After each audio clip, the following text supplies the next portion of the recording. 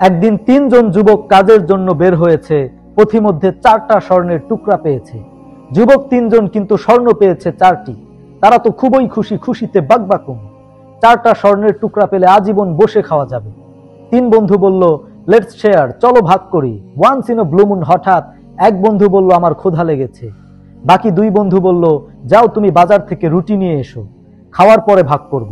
In the mean time শয়তান তাদের বোঝালো যে রুটি আনতে গেছে তাকে মেরে ফেললে স্বর্ণ সব তোমাদের হবে, আর যে রুটি আনতে গেছে সে প্ল্যান করেছে রুটির মধ্যে বিষ মিশিয়ে নেই, তাহলে সব স্বর্ণ আমার হবে। যেমন কথা তেমন কাজ, রুটির মধ্যে বিষ মিশিয়ে নিয়ে আসছে। তখন সেই 2 বন্ধুর প্ল্যান অনুযায়ী তাকে মেরে ফেলেছে।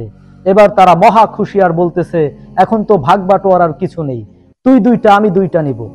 তার আগে চল খেয়ে নেই। রুটি খেয়ে এই 2 জনও মারা যায়। 3টা লাশ আর 4টা স্বর্ণের টুকরা, এটাই তো দুনিয়ার জীবন। আসল জীবন তো কবর থেকে শুরু হবে।